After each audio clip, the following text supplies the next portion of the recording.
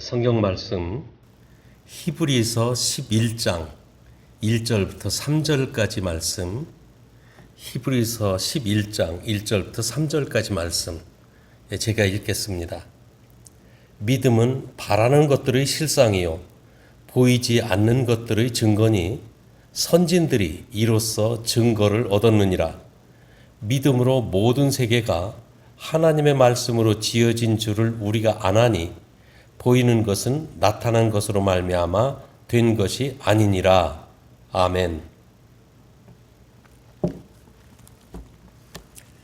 사람은 믿음이 없이는 잠시도 살 수가 없습니다. 왜냐하면 하나님께서 우리를 지으실 때 하나님을 믿고 의지하며 살도록 지으셨기 때문입니다. 사람들 중에는 나는 아무것도 믿지 않는다 이렇게 하는 사람들을 우리가 종종 만나게 됩니다. 그런데 그런 사람들조차도 정말 아무것도 믿지 않으면 잠시도 살 수가 없는 사람임을 알게 돼요. 사람들은 태어나면서부터 부모를 믿고 의지하면서 성장했습니다. 성장한 후에는 친구를 믿고 또 이 사회를 믿으며 살아갑니다. 제가 언젠가 주머니에 돈이 좀 넉넉하게 들어있으면 좀 마음도 편한데, 근데 돈이 없다고 생각하는 순간 마음이 갑자기 좀 불안해지는 것을 느꼈던 때가 있습니다. 아마 그 순간에 저는 돈을 믿고 있었던 것입니다. 근데 돈이라고 하는 거 생각해 보십시오. 그 뭡니까? 그 요만한 종이 쪽지에다가 무슨 사람 얼굴 하나, 그리고 또 은행 이름, 또 다른 배경에 다른 그림, 그리고는 거기다 숫자로 100불, 50불, 20불 이렇게 써 있는 것, 이게 돈입니다.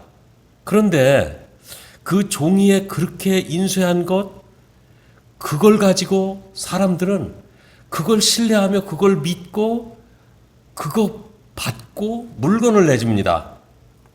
지금은 이와 같이 현금을 주고받는 일도 거의 없어져 가고 있는 것 같아요. 은행 구좌 밸런스 쉿 보면서, 이 잔고증명서 보면서 그걸 믿고 사람도 신뢰합니다.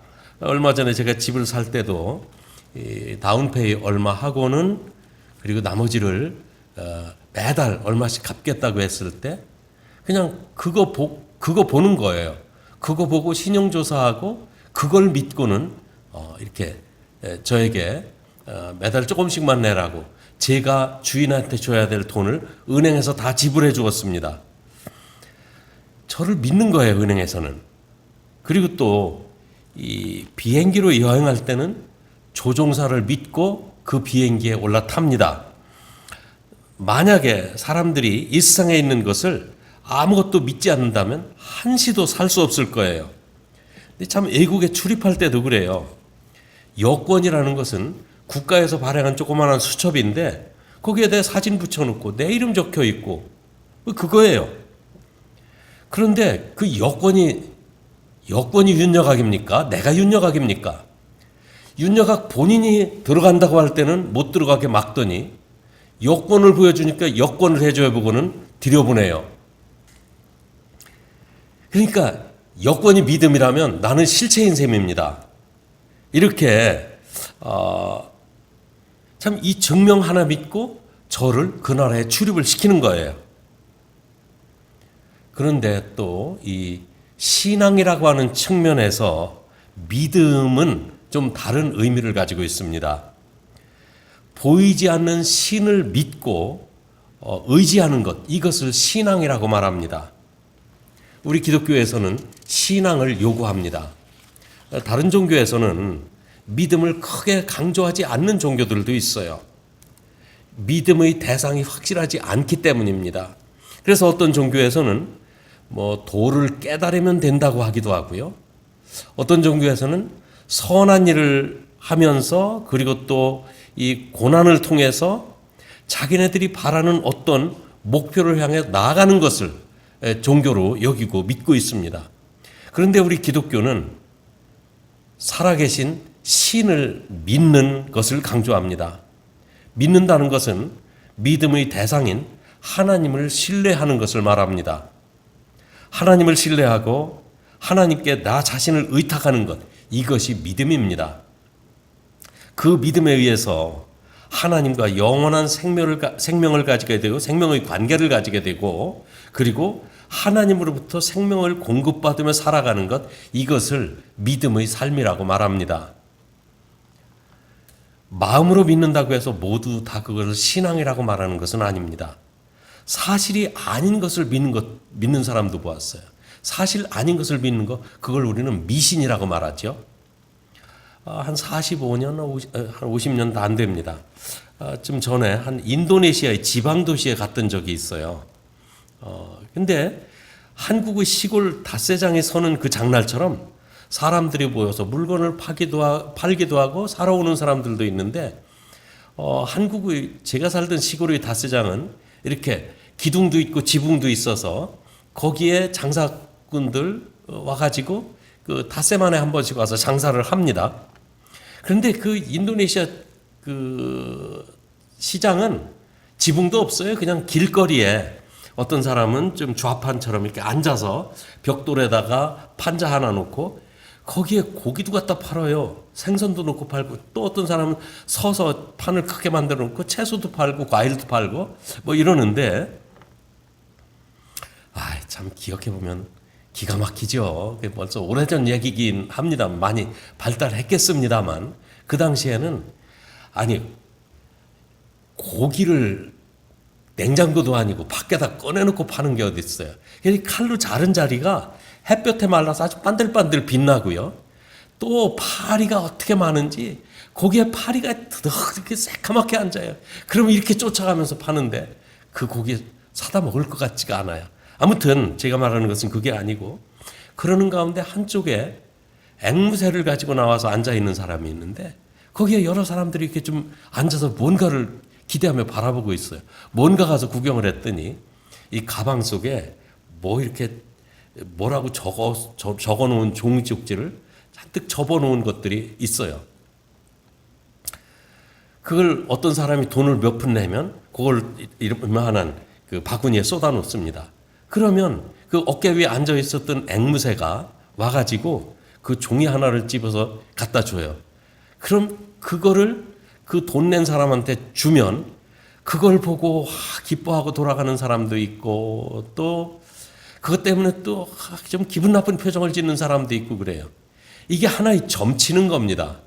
사람들은요, 그런 것까지도 믿어요. 아니, 앵무새가 거기에 무엇이 써 있는지 어떻게 알고 뭘 갖다 준다고. 그거는 참 기가 막혀. 그런 것까지도 믿으면서 살려는 것이 사람들의 연약한 모습입니다. 그런 것은 신앙이라고 말하지 않습니다. 사실 아닌 것을 믿는 거, 이거는 미신입니다. 그런데 분명한 살아계신 신, 하나님을 믿지 않는 거, 분명한 것을 믿지 않는 거는, 이거는 불신앙이라고 말합니다. 사람들은 자기가 믿는 대로 생각하고 자기가 믿는 대로 행동합니다. 그렇기 때문에 잘 믿어야 하고 분명한 진리를 믿어야 하는 것입니다. 믿음은 분명한 대상이 있어야 돼요. 우리는 영원하신 하나님을 믿습니다. 이 본문 말씀은 우리가 믿는 신앙에 대해서 말씀하고 있습니다. 1절 말씀에 보면 믿음은 바라는 것들의 실상이요 보이지 않는 것들의 증거니 선진들이 이루어서 증거를 얻었느니라. 1절과 2절 말씀입니다. 첫째, 우리 기독교 신앙은 바라는 것들의 실체라고 말하고 있습니다. 바라는 것들이 증거라고 그랬어요. 바라는 것들이 실상이라는 말 무슨 뜻일까요? 이건 나에게 바라는 것이 있습니다. 그 바라는 것에 확실한 기대와 믿음이 있습니다. 나에게 바라는 것에 대한 믿음이 있다는 것은 바라는 것이 그냥 바라는 것으로 끝나는 것이 아니라 실제 내가 바라는 대로 이루어지는 것을 말합니다. 이 기독교 신앙이 제시하는 모든 하나님 나라에 대한 풍성한 약속들은 거짓이 하나도 없습니다. 그대로 이루어질 것입니다. 제가 그 해외 생활을 하면서 처음에 그 한국에 없던 제도 하나 좀 기억나는 게 있습니다. 제가 신학을 공부하고 처음 부임했던 것이 베네수엘라 한인 침례교회인데 그때가 80년대 중반을 조금 넘긴 그때였어요.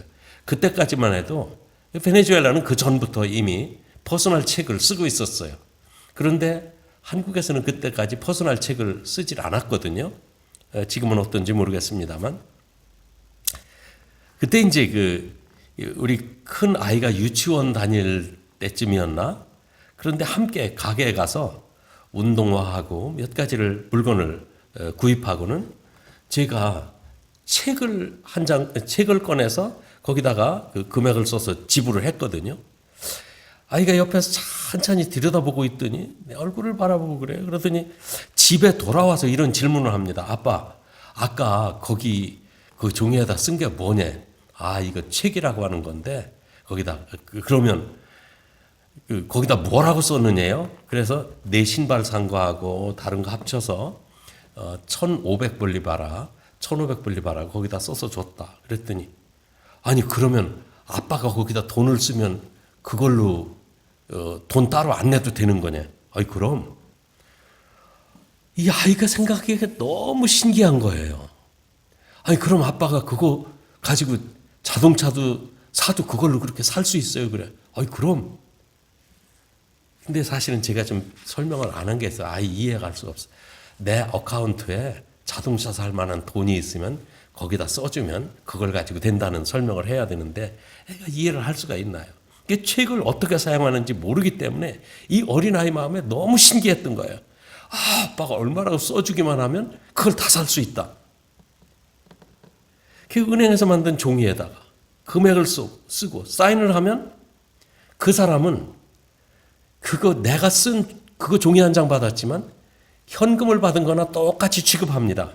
이걸 비유하자면 책을 받는 것은 믿음입니다. 그러나 내 어카운트에서 그 사람 어카운트로 돈이 나가는 거 이게 이제 그 실체가 되는 거죠.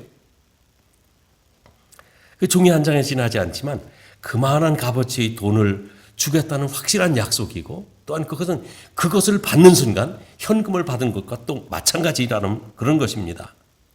자, 우리가 바라는 것들이 무엇입니까? 본문 1절 말씀은 지금까지 히브리서 1장부터 10장까지의 내용을 말씀하신 후에 이어지는 말씀입니다. 히브리서의 내용은 하나님의 아들 독생자 예수 그리스도는 어떤 분이신가? 예수님은 누구신가에 대해서 계속 지루할 만큼 말씀해 왔어요. 그분이 한 인간으로 오셨지만 그분은 천사보다 뛰어난 분이라는 걸 말씀으로 시작을 했습니다. 천사들은 하나님이 창조하신 피조물이지만 예수님은 하나님이 낳으신 유일한 하나님의 아들이십니다. 그러니까 이 하나님이 낳으셨으니까 그분은 하나님이십니다. 그래서 하나님이신 아들은 천사와 비교할 수 없이 존귀하고 높으신 분이라 그런 말씀이에요. 사실 지으신 피조물과 낳으신 아들을 비교할 수가 없겠지요. 그리고 히브리서는 구약 시대에 존경받던 제사장들과도 전혀 다른 제사장이라는 것을 말씀해 오셨어요. 이 제사장들은 원래 그 히브리인의 제사장들은 하나님으로부터 특별하게 선택을 받아 사람들의 죄를 위해서 하나님 앞에 섰던 사람들이 제사장입니다. 이 사람들은 레위 지파에 속한 아론의 후손들이어야만 제사장의 직무를 할 수가 있었어요. 그러나 그들도 한 인간이었기 때문에 자기를 위해서 먼저 속죄의 제사를 드린 후에야 제사장의 직무를 행할 수가 있었습니다. 그것도 또 사람들은 또 다른 죄를 범하면 새롭게 제사를 번거롭게 드려야 되는 그런 제사를 감당해야만 했어요. 근데 예수님은 혈통으로는 제사장의 혈통인 레위 지파에 속하지 않은 분입니다. 예수님이 대제사장 되신 것은 멜기세덱의 반차를 따라 대제사장이 되셨다고 히브리서에서 계속 배워왔어요. 멜기세덱에 관해서는 부모도 없고 족보도 없고 시작도 없고 끝도 없는 분으로서 마치 하나님의 아들과 같아서 항상 우리 앞에 계신 분이라고 말씀을 하셨어요. 근데 예수님도 이와 같이 시작도 끝도 없으신 영원하신 하나님이십니다. 한 인간이 되셔서 우리에게 오셨지만 예수님은 영원한 대제사장이 되셔서 자기 자신을 제물로 드려 영원한 속죄의 제사를 드렸던 것입니다. 이 영원한 제사로 말미암아 모든 죄인들이 죄 용서를 받았고 하나님의 자녀가 되어서 하나님 나라에 살게 된 것입니다. 믿음은 바라는 것들의 실상이라고 말할 때 단지 우리가 바라는 그 무엇이 있다, 그것을 말하는 것이 아닙니다. 살아계신 하나님의 아들 예수님께서 우리에게 약속하신 그 모든 약속들을 말씀하시는 거예요. 예수님은 우리에게 영원한 대제사장으로서 영생을 약속하셨습니다. 하나님 나라에서 하나님과 함께 영원히 살 것, 이것이 영생이에요. 하나님 나라에 있는 모든 풍요로움이 곧 우리가 누릴 풍성함이라고 그 영생에 포함되어 있는 모든 것들을 우리에게 보장해 주시겠다고 약속을 하셨습니다. 이 약속은 믿음으로 바라볼 때 실체를 보는 것입니다. 믿음이라는 약속을 받았으면 이제 그것을 누리게 될 것은 실제 앞으로 일어날 일들입니다. 한국에서는 아파트 분양할 때 쓰는 일입니다만 미국에서는 그 새로운 주택단지를 건설하게 되면 거기서도 몇 달 전에 그 계약을 하게 되죠. 단지 내에 있는 지도를 보고 자기가 어떤 집이라고 선택하고 그것도 모델로 정한 그 설계도는 어느 것을 선택하면 이제 계약서를 쓰고 계약금을 내고 계약서를 받습니다. 그런데 계약서는 종이 한 장에다가 그 어느 주소에 있는 그 어떤 형태의 집이라고 거기 써 있지만 그거는 종이 한 장이 아닙니다.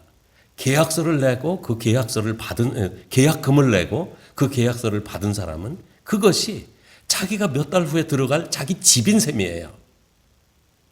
이것이 약속이고 들어갈 집이 실체인 것입니다. 우리는 주님의 약속을 바라보고 있는 사람들입니다. 이 바라는 것들이 실체로 나타나는 날이 반드시 있습니다. 하나님을 믿는 사람들은 그 믿음이 이미 받은 천국의 실상인 것입니다. 둘째, 믿음은 믿음으로 살았던 사람들이 증명한 실체입니다. 2절 말씀에 보면 선진들이 이로써 증거를 얻었느니라 이렇게 말씀하고 있어요. 하나님을 믿는 믿음은 우리 시대에 시작된 믿음이 아닙니다. 그 믿음은 선진들에 의해서 입증된 신앙입니다. 믿음으로 살았던 믿음의 선진들은 눈에 보이지 않는 것들을 눈으로 보는 것처럼 기다리며 바라고 살았다고 성경이 말씀하고 있어요. 만약에 바라는 것으로만 끝난다면 그 바라는 것이 무슨 소용이 있겠습니까? 그러나 이 바라는 것이 실제적으로 우리에게 다가올 날이 있습니다. 우리 주님은 우리에게 믿음을 요구하시면서 영생을 약속하셨습니다. 여러분, 영생이 얼마나 되는지 아십니까? 물론 영생의 의미는 하나님과 함께 사는 하나님의 모든 풍성한 것이 포함되지만 이게 참 제가 생각했던 일인데 그 생각이 굉장히 좀 리서너블하다고 생각해서 제가 종종 말씀을 드립니다. 오래전에 한국 경제계의 거인 그 재벌 총수 그 회장님께서 돌아가실 때 이런 말을 하셨대요. 내가 5년만 더 살 수 있으면 참 나라를 위해서 큰 일을 할 수 있을 텐데 한탄하시면서 자기 병든 것을 한탄하면서 돌아가셨다는 그런 말을 했어요. 그때 저는 문득 그런 생각을 했어요. 그때 만약에 아주 세계적으로 유명한 의사가 나타나서 회장님, 제가 회장님 생명을 5년을 연장해 드리겠습니다. 얼마나 대가를 지불하시겠습니까? 아마 그 회장님은 5년 그냥 어마어마한 대가를 주고라도 5년을 더 살 수 있다면 그걸 지불하셨을 거라는 생각이죠. 그런데 정말 엄청난 의사가 하나 나타나서 회장님 걱정하지 마십시오. 제가 10년을 확실하게 보장해 드리겠습니다. 아마 그랬다면 그 회장님은 뛸 듯이 기뻐했을 거라는 것입니다. 이게 제 상상으로 생각해 본 거예요. 누가 추측했던 것도 아니고 제가 문득 그런 영상에 대해서 생각하다가 이런 생각을 해봤던 거예요. 그런데 10년이라고 아마 눈이 휘둥그레지면서 그렇게만 해주면 제발 좀 그렇게 해달라고 얼마든지 대가를 요구하는 대로 주겠다고 하면서 아마 손을 잡고 매달리지 않았을까 그런 생각을 해봅니다. 그런데 정말 어떤 사람이 자기는 정말 용하다는 의사라고 해가면서 회장님 내가 100년을 연장해 드리겠습니다. 100년을 더 살게 해드리겠습니다. 만약 그렇게 했더라면 그 회장님 반응이 어땠을까요? 좋아하기는 그냥 당장 내쫓으라고. 왜냐하면 상식적으로 맞지 않잖아요. 사실 사람들은 이런 사람들에게 예수님을 믿으면 영생을 주겠다고 이거 믿는 것이요. 영생을 믿는다는 것이 아무나 믿는 게 아닙니다. 사람들은 상식선에서 믿으려고 합니다. 그러면 여러분들은 예수님을 하나님의 아들로 믿으십니까? 또 그 하나님의 아들 예수님을 여러분의 주와 구주로 영접하셨습니까?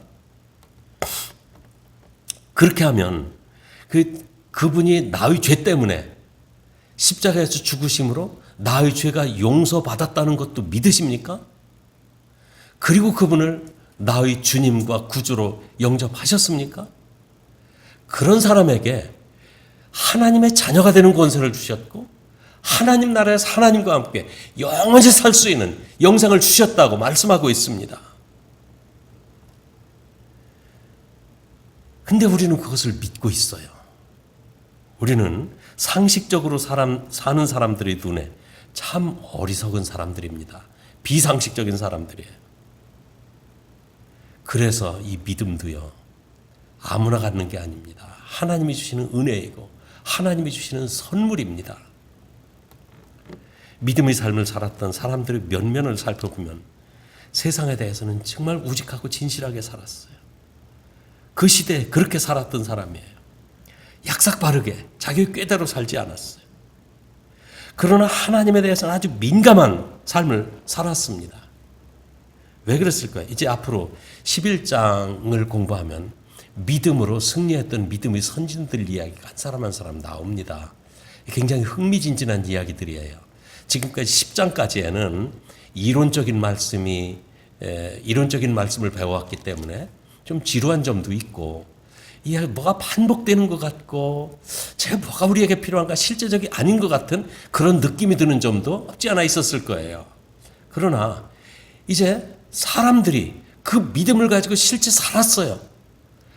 사실 성경의 말씀은 믿고 의지하고 실천할 수 있는 그런 내용들로 있습니다. 그래서 우리들도 그분들이 믿었다면 우리들도 믿고 따를 수 있다는 그런 확신을 갖게 되는 거예요. 그분들이 어떻게 증명했는지 히브리서 11장 말씀을 통해서 한 사람 한 사람 배우며 우리 믿음도 정리할 수 있기를 바랍니다. 그분들이 그 시대에 세상적으로는 참 미련한 삶을 살았지만 그러나 하나님이 보실 때는 정직하고 우직하게 하나님에 대해 민감한 삶을 살았습니다. 왜 그랬을까요? 그분들이 바라보는 실체가 눈앞에 보는 것처럼 선명하기 때문에 그랬습니다. 그래서 이 세상을 살면서 고난이 와도 하나님이 그 고난 가운데 함께 계신 것을 믿으면서 믿음으로 승리했던 것입니다.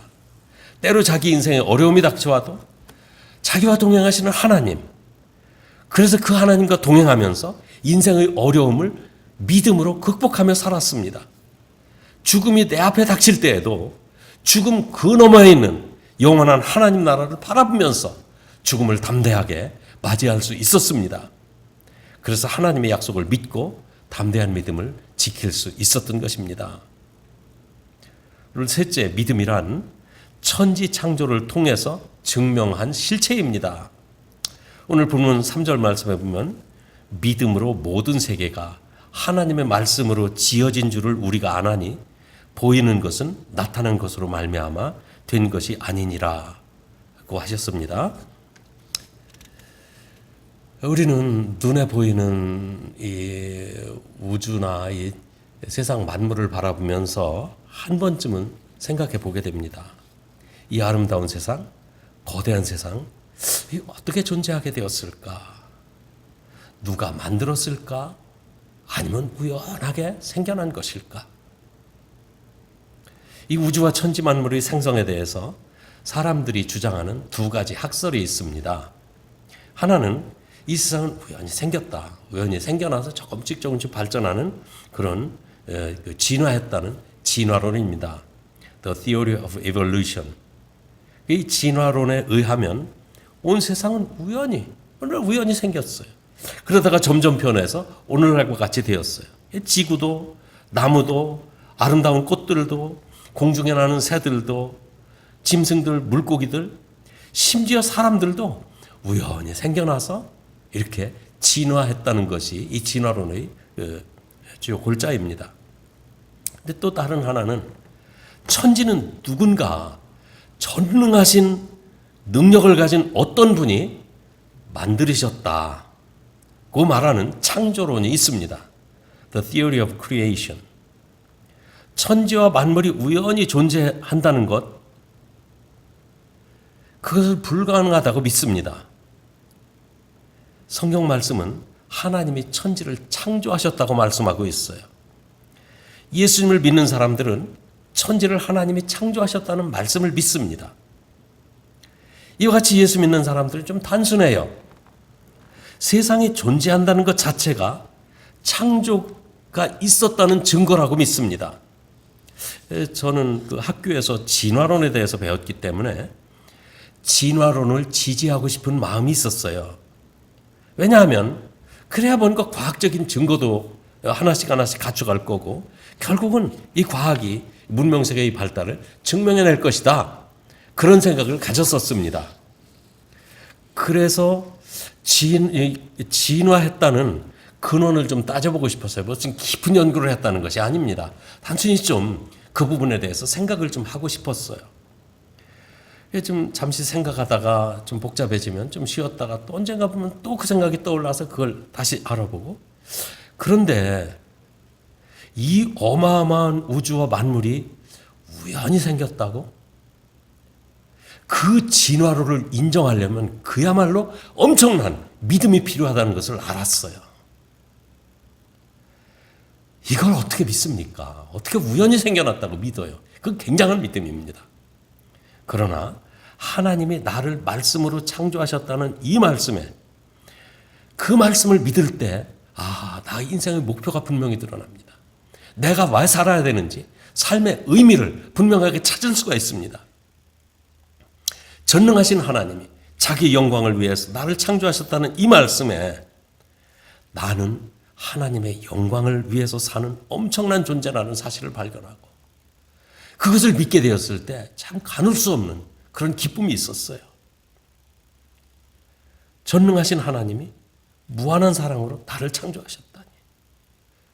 그래서 지금도 하나님은 우리를 사랑하시는구나.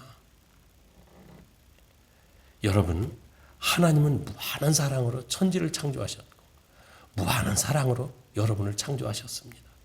그리고 지금도 그 사랑으로 천지를 보존하시고 축복하시고 또 여러분들에게 복을 주고 계신 것입니다.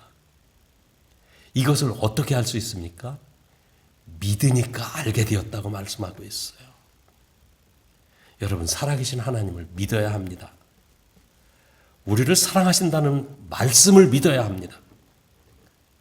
눈에는 아무것도 보이지 않지만 믿음의 눈으로 보면 하나님이 보입니다. 우리를 구원하시고 우리의 앞길을 예비하신 우리 주님도 보입니다. 그리고 우리의 장래와 축복이 보입니다. 이것이 믿음의 실상이고 보이지 않는 것들의 증거입니다. 여러분, 이 믿음을 꼭 붙드시기 바랍니다. 유한한 우리 인생을 붙들고 무의미하게 여러분의 인생을 낭비하지 마시기 바랍니다. 살아계신 하나님, 그분만이 우리가 믿고 의지해야 될 우리 믿음의 유일한 대상이십니다. 기도하겠습니다.